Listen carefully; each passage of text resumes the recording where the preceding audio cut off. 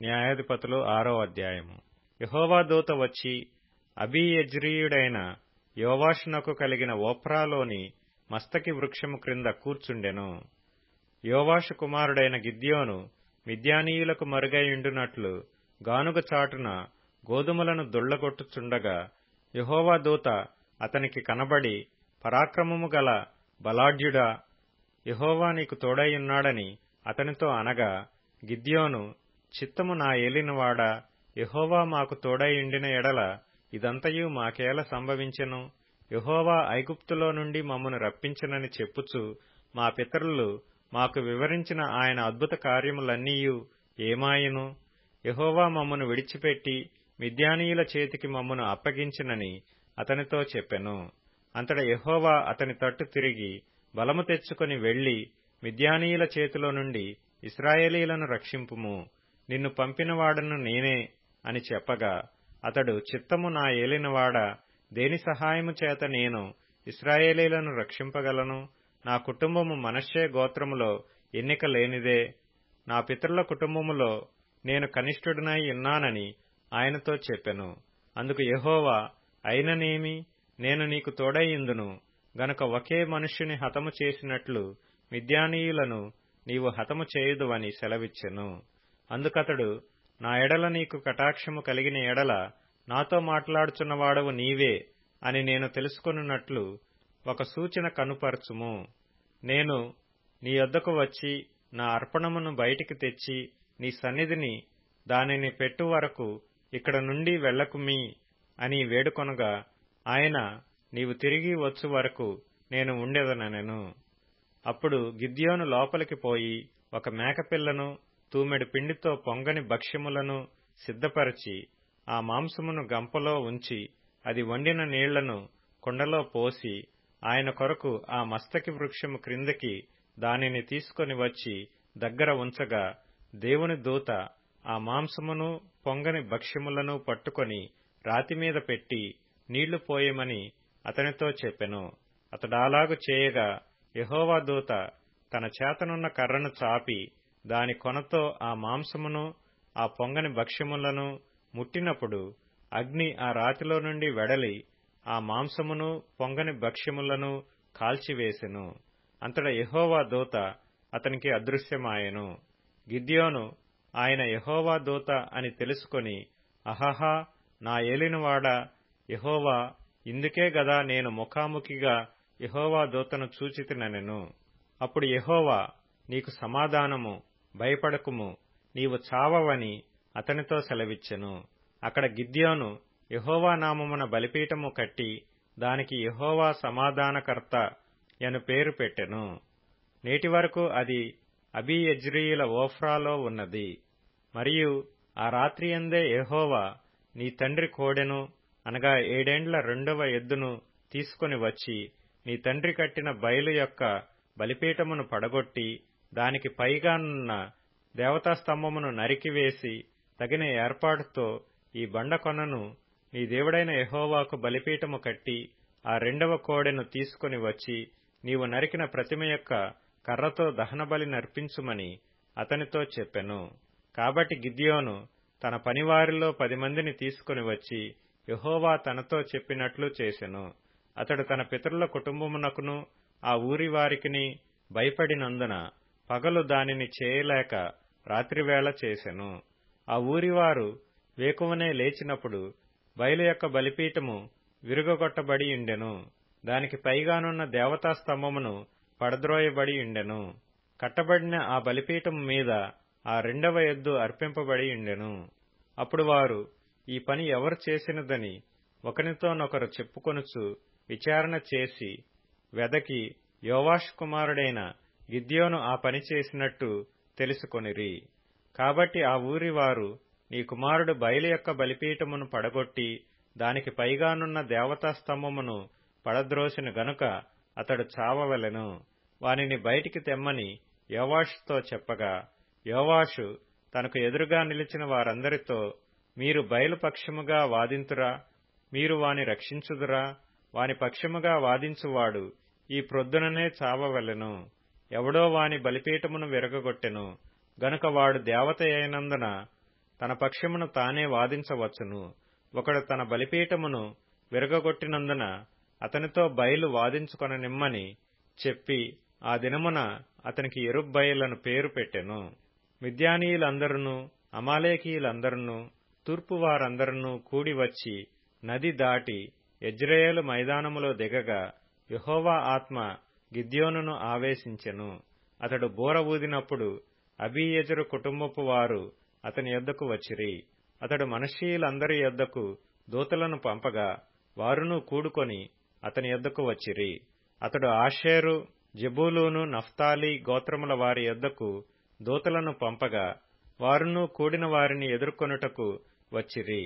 అప్పుడు గిద్యోను, నీవు సెలవిచ్చినట్లు నా చేత ఇశ్రాయేలీలను రక్షింపనుద్దేశించిన ఎడల నేను కళ్లమున గొర్రెబొచ్చు ఉంచిన తరువాత నేల అంతయు ఆరియుండగా ఆ గొర్రెబొచ్చు మీద మాత్రమే మంచుపడు నెడల నీవు సెలవిచ్చినట్లు ఇశ్రాయేలీలను నా మూలముగా రక్షించదవని నేను నిశ్చయించుకుందునని దేవునితో అనెను.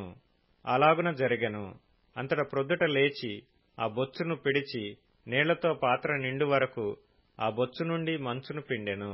అప్పుడు గిద్యోను, నీ కోపము నా మీద మండనీయకము, ఇంకొక మారే ఆ బొచ్చు చేత శోధింప సెలవిమ్ము. నేల అంతటి మీద మంచు పడియుండగా ఆ బొచ్చు మాత్రమే పొడిగా ఉండనిమ్మని దేవునితో అనగా ఆ రాత్రి దేవుడు అలాగున చేసెను. నేల అంతటి మీద మంచు పడినను ఆ బొచ్చు మాత్రమే పొడిగా నుండెను. న్యాయాధిపతులు 7వ అధ్యాయము. అప్పుడు యెరుబ్బయలు అనగా గిద్యోనును అతనితోనున్న జనులందరూ వేకువన లేచి హరోదు బావి యొద్ద దిగగా లోయలోని మోరే కొండకు ఉత్తరముగా మిద్యానీయుల దండుపాళెము వారికి కనబడెను. యెహోవా, నీతోనున్న జనులు ఎక్కువ మంది, నేను వారి చేతికి మిద్యానీయులను అప్పగింపతగదు. ఇశ్రాయేలీలు నా బాహుబలము నాకు రక్షణ కలుగజేసిననుకొని నా మీద అతిశయించుదురేమో. కాబట్టి నీవు ఎవడు భయపడి వణుకుచున్నాడో వాడు త్వరపడి గిలాదు కొండ విడిచి తిరిగి వెళ్లవలెనని జనులు వినునట్లుగా ప్రకటించుమని గిద్యోనుతో సెలవిచ్చెను. అప్పుడు జనులలో నుండి 22,000 మంది తిరిగి వెళ్లిపోయిరి. 10,000 మంది నిలిచియుండగా యెహోవా, ఈ జనులింకా ఎక్కువ మంది, నీళ్ల యొద్దకు వారిని దిగజేయుము, అక్కడ నీ కొరకు వారిని శోధించెదను. ఇతడు నీతో కూడా పోవలెనని నేను ఎవని గూర్చి చెప్పుదునో వాడు నీతో పోవలెను. ఇతడు నీతో కూడా పోకూడదని ఎవని గూర్చి నీతో చెప్పుదునో వాడు పోకూడదని గిద్యోనుతో సెలవిచ్చెను. అతడు నీళ్ల యొద్దకు ఆ జనమును దిగజేసినప్పుడు యెహోవా కుక్క గతుకున్నట్లు తన నాలుకతో నీళ్లను గతికిన ప్రతివానిని, త్రాగుటకు మోకాళ్లూని కృంగిన ప్రతివానిని వేరువేరుగా ఉంచుమని గిద్యోనుతో సెలవిచ్చెను. చేతితో నోటికందించుకుని గతికిన వారి లెక్క 300 మంది. మిగిలిన జనులందరూ నీళ్లు త్రాగుటకు మోకాళ్లూని కృంగిరి. అప్పుడు యెహోవా, గతికిన 300 మనుష్యుల ద్వారా మిమ్మును రక్షించెదను, మిద్యానీయులను నీ చేతికి అప్పగించెదను. జనులందరూ తమ తమ చోట్లకు వెళ్లవచ్చునని గిద్యోనుతో సెలవిచ్చెను. ప్రజలు ఆహారమును బూరలను పట్టుకొనగా అతడు ప్రజలందరినీ తమ గుడారములకు వెళ్లనంపెను గాని ఆ 300 మందిని నిలుపుకొనెను. మిద్యానీయుల దండు లోయలో అతనికి దిగువగా నుండెను. ఆ రాత్రి యెహోవా అతనితో ఇట్లనెను, నీవు లేచి దండు మీదికి పొమ్ము, నీ చేతికి దానిని అప్పగించెదను. పోవుటకు నీకు భయమైన ఎడల నీ పనివాడైన పూరాతో కూడా దండుకు దిగిపొమ్ము. వారు చెప్పుకొనుచున్న దానిని వినిన తరువాత నీవు ఆ దండులోనికి దిగిపోవుటకు నీ చేతులు బలపరచబడునని చెప్పగా అతడును అతని పనివాడైన పూరాయను ఆ దండులోనున్న సన్నద్ధుల యొద్దకు పోయిరి. మిద్యానీయులను అమాలేకీయులను తూర్పువారును లెక్కకు మిడతల వలె ఆ మైదానములో పరుండియుండిరి. వారి ఒంటెలు సముద్ర తీరమందున్న ఇసుక రేణువుల వలె లెక్కలేనివై ఉండెను. గిద్యోను వచ్చినప్పుడు ఒకడు తాను కనిన కలను తన చెలికానికి వివరించుచుండెను. ఎట్లనగా, నేనొక కలగంటిని, అదేమనగా యవల రొట్టె ఒకటి మిద్యానీయుల దండులోనికి దొర్లి ఒక గుడారమునకు వచ్చి దాని పడగొట్టి తలక్రిందు చేసినప్పుడు ఆ గుడారము పడిపోయినని చెప్పెను. అందుకు వాని చెలికాడు, అది ఇశ్రాయేలీయుడైన యోవాషు కుమారుడగు గిద్యోను ఖడ్గమే గాని మరేమీయూ కాదు. దేవుడు మిద్యానీయులను ఈ దండంతను అతని చేతికి అప్పగింపబోవుచున్నాడని ఉత్తరమిచ్చెను. గిద్యోను ఆ కల వివరమును దాని తాత్పర్యమును వినినప్పుడు అతడు యెహోవాకు నమస్కారము చేసి ఇశ్రాయేలీల దండులోనికి తిరిగి వెళ్లి, లెండి, యెహోవా మిద్యానీయుల దండును మీ చేతికి అప్పగించుచున్నాడని చెప్పి ఆ 300 మందిని 3 గుంపులుగా చేసి బోరను, వట్టి కుండను, ఆ కొండలలో దివిటీలను ప్రతివాని చేతికిచ్చి వారితో ఇట్లనెను, నన్ను చూచి నేను చేయనట్లు చేయుడి. ఇదిగో నేను వారి దండు కొట్టకొనకు పోవుచున్నాను. నేను చేయునట్లు మీరు చేయవలెను. నేనును నాతోనున్న వారందరూ బోర్లను ఊదునప్పుడు మీరు దండుపాళెమంతటి చుట్టూ బోర్లను ఊదుచు యెహోవాకును గిద్యోనుకును విజయము అని కేకలు వేయవలెనని చెప్పెను. అట్లు నడిజాము మొదటి కావలివారు ఉంచబడగానే గిద్యోనును అతనితోనున్న 100 మందియు దండుపాళెము కొట్టకొనకు పోయి బోర్లను ఊది తమ చేతులలోనున్న కొండలను పగలగొట్టిరి. అట్లు ఆ 3 గుంపుల వారు బోర్లను ఊదుచు ఆ కొండలను పగలగొట్టి ఎడమ చేతులలో దివిటీలను కుడి చేతులలో ఊదుటకు బోర్లను పట్టుకొని యెహోవా ఖడ్గము, గిద్యోను ఖడ్గము అని కేకలు వేసిరి. వారిలో ప్రతివాడును తన చోటున దండు చుట్టూ నిలిచియుండగా ఆ దండు వారందరూ పరిగెత్తుచు కేకలు వేయిచు పారిపోయిరి.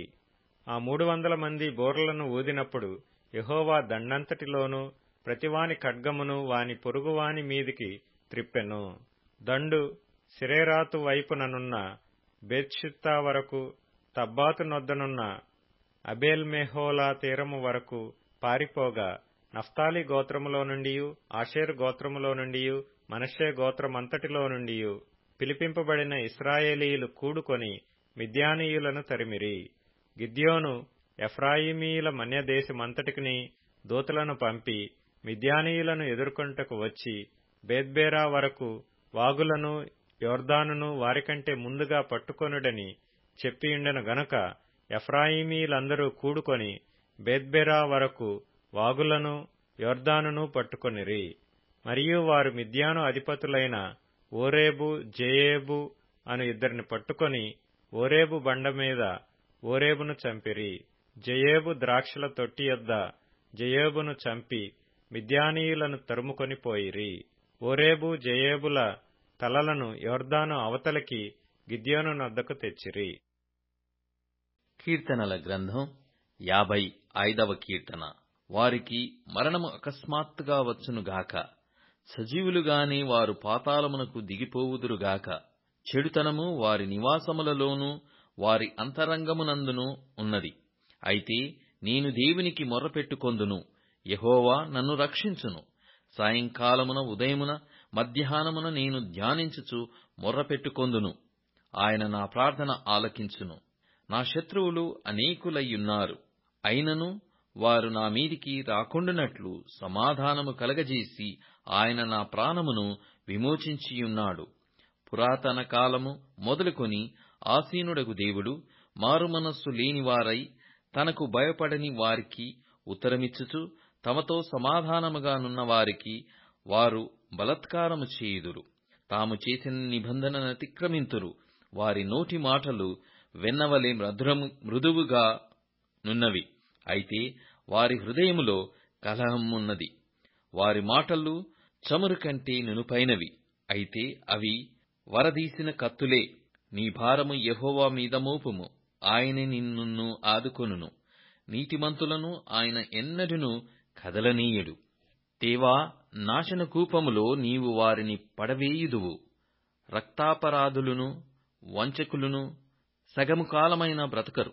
నేనైతే నీయందు నమ్మకయుంచియున్నాను. సామెతల గ్రంథము 12వ అధ్యాయము. సోమరి వేటాడినను పట్టుకొనడు, చురుకుగా నుండుట గొప్ప భాగ్యము. నీతి మార్గమునందు జీవము కలదు, దాని త్రోవలో మరణమే లేదు. లూకా సువార్త 21వ అధ్యాయం. యెరూషలేము దండ్ల చేత చుట్టబడుట మీరు చూచునప్పుడు దాని నాశనము సమీపమైయున్నదని తెలుసుకొనుడి. అప్పుడు యూదయలో ఉండువారు కొండలకు పారిపోవలెను, దాని మధ్య నుండి వారు వెలుపలికి పోవలెను. పల్లెటూళ్లలోని వారు దానిలో ప్రవేశింపకూడదు. లేఖనములలో వ్రాయబడినవన్నీ నెరవేరుటకై అవి ప్రతిదండన దినములు. ఆ దినములలో గర్భిణులకును పాలిచ్చు వారికిని శ్రమ. భూమి మీద మిక్కిలి ఇబ్బందియు ఈ ప్రజల మీద కోపమును వచ్చును. వారు కత్తివాత కూలుదురు. చెరపట్టబడిన వారై సమస్తమైన అన్యజనముల మధ్యకు పోవుదురు. అన్యజనముల కాలములు సంపూర్ణమగు వరకు యెరూషలేము అన్యజనముల చేత త్రొక్కబడును. మరియు సూర్యచంద్ర నక్షత్రములలో సూచనలును భూమి మీద సముద్ర తరంగముల ఘోష వలన కలవరపడిన జనములకు శ్రమయు కలుగును. ఆకాశమందలి శక్తులు కదిలింపబడును గనుక లోకము మీదికి రాబోవుచున్న వాటి విషయమై భయము కలిగి మనుష్యులు ఎదురుచూచుచు ధైర్యము చెడి కూలుదురు. అప్పుడు మనిషి కుమారుడు ప్రభావముతోనూ మహామహిమతోనూ మేఘారూఢుడై వచ్చుట చూతురు. ఇవి నారంభించినప్పుడు మీరు ధైర్యము తెచ్చుకొని మీ తలలెత్తుకొనుడి, మీ విడుదల సమీపించుచున్నదనెను. మరియు ఆయన వారితో ఈ ఉపమానం చెప్పెను. అంజూరపు వృక్షమును సమస్త వృక్షములను చూడుడి. అవి చిగురించుట చూచి వసంతకాలమప్పుడే సమీపమాయెనని మీ అంతట మీరు తెలిసికొందురు గదా. అటువలే మీరు ఈ సంగతులు జరుగుట చూచినప్పుడు దేవుని రాజ్యము సమీపమాయెనని తెలుసుకొనుడి. అవన్నీయు జరుగు వరకు ఈ తరము గతింపదని నిశ్చయముగా మీతో చెప్పుచున్నాను. ఆకాశమును భూమియు గతించును గాని నా మాటలేమాత్రమును గతింపవు.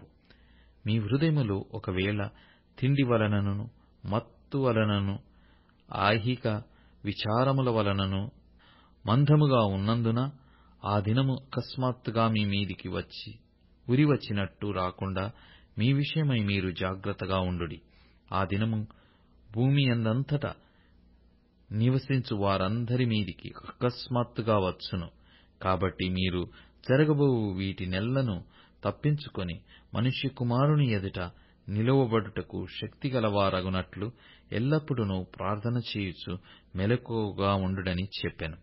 ఆయన ప్రతి దినము పగటియందు దేవాలయములో బోధించుచు రాత్రివేళ ఒలీవల కొండకు వెళ్ళుచు కాలము గడుపుచుండెను. ప్రజలందరూ ఆయన మాట వినుటకు దేవాలయములో ఆయన యుద్ధకు పెందలకడ వచ్చుచుండిరి.